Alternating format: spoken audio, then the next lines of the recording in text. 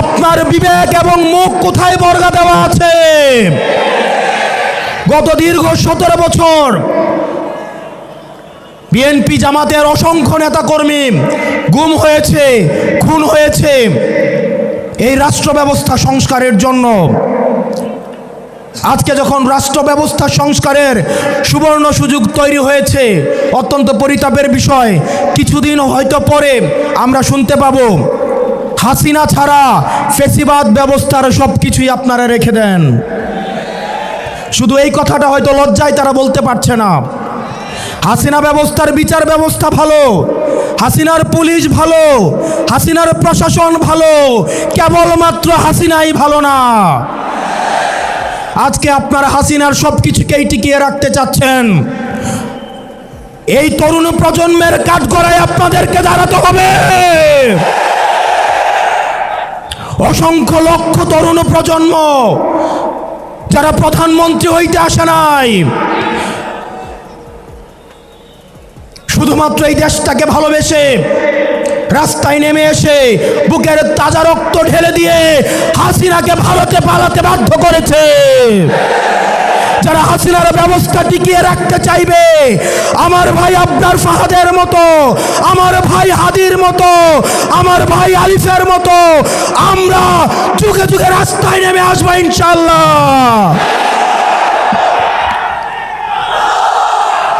বাংলাদেশ স্পষ্টতই দুই ভাগে বিভক্ত। এক ভাগ গোলামীকে বরণ করার জন্য প্রস্তুত হচ্ছে, আরেক ভাগ আজাদির পক্ষে অবস্থান নিয়েছে। এক ভাগ ভারতীয় আধিপত্যের কাছে মাথা নত করেছে, আরেক ভাগ ভারতীয় আধিপত্যের বিরুদ্ধে বিদ্রোহ ঘোষণা করেছে। আমরা জানি আমাদের পথটা লম্বা, আমাদের এই লড়াইটা অনেক দীর্ঘ। আমাদেরকে আবার সুপ্ত গুপ্তর এই ধরনের তৃতীয় শ্রেণীর ভাষা দিয়ে আবার হত্যাযোগ্য করে তোলার ষড়যন্ত্র করা হচ্ছে। মিডিয়া খুব সূক্ষ্মভাবে মানুষের কনসেন্ট ম্যানুফ্যাকচার শুরু করেছে। আপনি দেখবেন বিশেষ করে যেসব মিডিয়া জুলাইয়ে দৌড়ানির উপরে ছিল, সময় টেলিভিশন, 71 টেলিভিশন, ডিবিসি, তারা বিএনপির ঠিকাদারি নিয়েছে। অথচ গত 17 বছর ধরে এই টেলিভিশনগুলাই টকশোতে, নিউজে তারেক জিয়াকে দেশদ্রোহী বানানোর চেষ্টা করেছেন। বিএনপি আজকে তাদের কোলে উঠে বসেছে। বিএনপি বিশ্বাস করেন কিছুদিনের মধ্যেই এই মিডিয়াগুলো আপনাদের পেটে এবং পিঠে ছুরি মারার জন্য রেডি হয়ে গিয়েছে। সময় টেলিভিশন, 71 এবং ডিবিসি, এই মিডিয়াতে যারা কাজ করেন তারা আমাদের কাছে এসে বলেন, আমরা যদি একটা নিউজ ছাপাইতে যাই, সেখানের হেড অফ নিউজ এবং সেখানের যিনি চিফ থাকেন সেই নিউজ উনি প্রত্যাখ্যান করে দেয়। সাংবাদিকরা এসে আমাদেরকে দুঃখ দুর্দশার কথা বলে। আমরা দেখলাম 71-এর মালিক গত 17 বছর ধরে গুপ্ত এবং শিবির জামাতের পরিচয়ে জামাত শিবিরের নেতাকর্মীদের হত্যা করার বৈধতা উৎপাদন করেছে। অত্যন্ত পরিতাপের বিষয়, 71 টিভির মালিক এখন তারেক জিয়ার অন্তরঙ্গ বন্ধুতে পরিণত হয়েছে। এগুলো খুব দুঃখজনক ঘটনা। ইনশাআল্লাহ আগামীর যে বিপ্লব হবে, এই চূড়ান্ত বিপ্লব হবে এই দালাল মিডিয়ার বিরুদ্ধে। দ্বিতীয়ত, প্রশাসনের যে ভাইয়েরা রয়েছেন, মিলিটারিতে যারা চাকরি করেছেন, আপনাদের প্রতি মানুষের যে অনাস্থা তৈরি হয়েছে, সেই অনাস্থা পুনরুদ্ধারের সময় হচ্ছে এই নির্বাচন। এই নির্বাচনের মধ্য দিয়ে পুলিশ প্রশাসন এবং মিলিটারি আপনারা জনগণের বন্ধু হয়ে উঠুন। আপনারা কোনো দলের নয়, আপনারা বাংলাদেশের 20 কোটি জনগণের।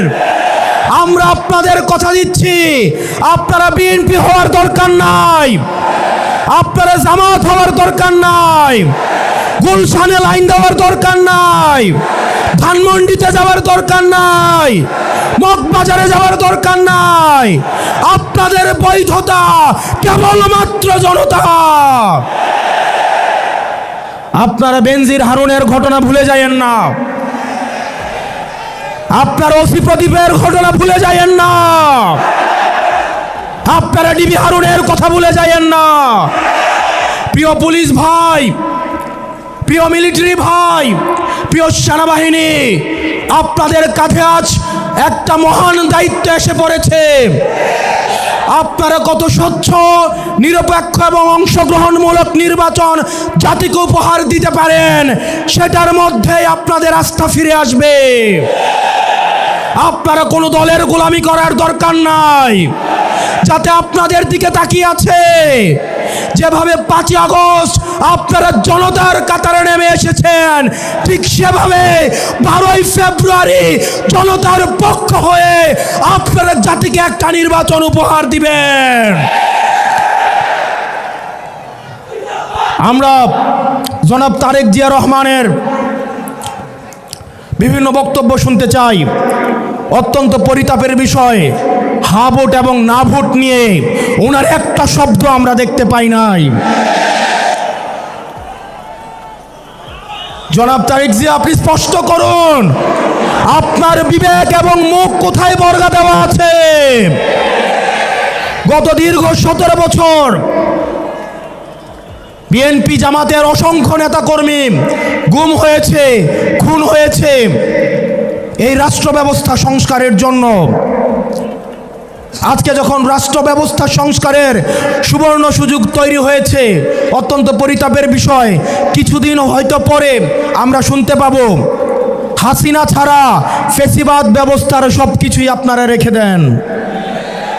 শুধু এই কথাটা হয়তো লজ্জায় তারা বলতে পারছে না। হাসিনা ব্যবস্থার বিচার ব্যবস্থা ভালো, হাসিনার পুলিশ ভালো, হাসিনার প্রশাসন ভালো, কেবলমাত্র হাসিনাই ভালো না। আজকে আপনারা হাসিনার সব কিছুকেই টিকিয়ে রাখতে চাচ্ছেন। এই তরুণ প্রজন্মের কাঠগড়ায় আপনাদেরকে দাঁড়াতে হবে। অসংখ্য লক্ষ তরুণ প্রজন্ম যারা প্রধানমন্ত্রী হইতে আসে নাই, শুধুমাত্র এই দেশটাকে ভালোবেসে রাস্তায় নেমে এসে বুকের তাজা রক্ত ঢেলে দিয়ে হাসিনাকে ভারতে পালাতে বাধ্য করেছে। যারা হাসিনার ব্যবস্থা টিকিয়ে রাখতে চাইবে, আমার ভাই আবরার ফাহাদের মতো, আমার ভাই হাদির মতো, আমার ভাই আলিফের মতো আমরা যুগে যুগে রাস্তায় নেমে আসবো ইনশাআল্লাহ।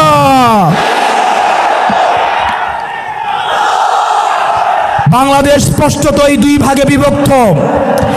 এক ভাগ গোলামীকে বরণ করার জন্য প্রস্তুত হচ্ছে, আরেক ভাগ আজাদির পক্ষে অবস্থান নিয়েছে। এক ভাগ ভারতীয় আধিপত্যের কাছে মাথা নত করেছে, আরেক ভাগ ভারতীয় আধিপত্যের বিরুদ্ধে বিদ্রোহ ঘোষণা করেছে। আমরা জানি আমাদের পথটা লম্বা, আমাদের এই লড়াইটা অনেক দীর্ঘ।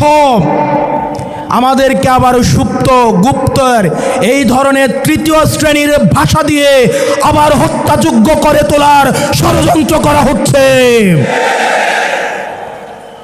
গত 17 বছর ধরে যারা ভার্চুয়ালি দল চালিয়েছে, জুলাই পরবর্তী 1.5 বছর অপেক্ষা করেছে দেশে আসার জন্য, তাদের কাছ থেকে আমরা গুপ্ত সত্য লেকচার শুনবো ইনশাআল্লাহ।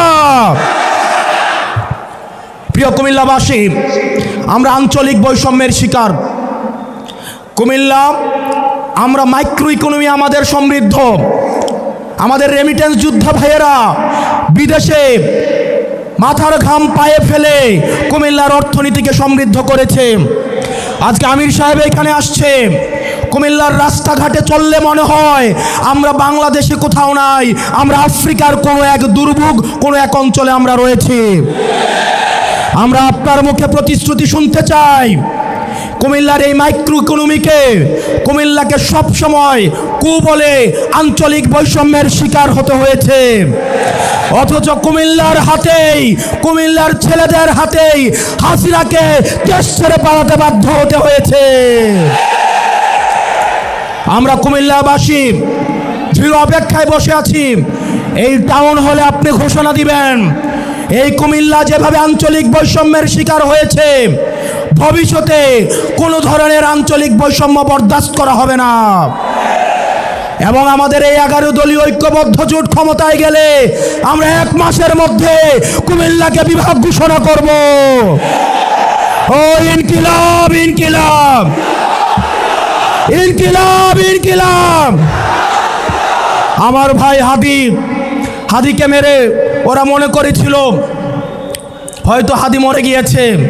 হাদি ভাই উপর থেকে দেখছেন 1 হাদি দেহত্যাগ করেছে, কিন্তু লক্ষ হাদি আজকে এই কুমিল্লার প্রান্তরে আজকে অবতীর্ণ হয়েছে। We want justice, we want justice, we want justice.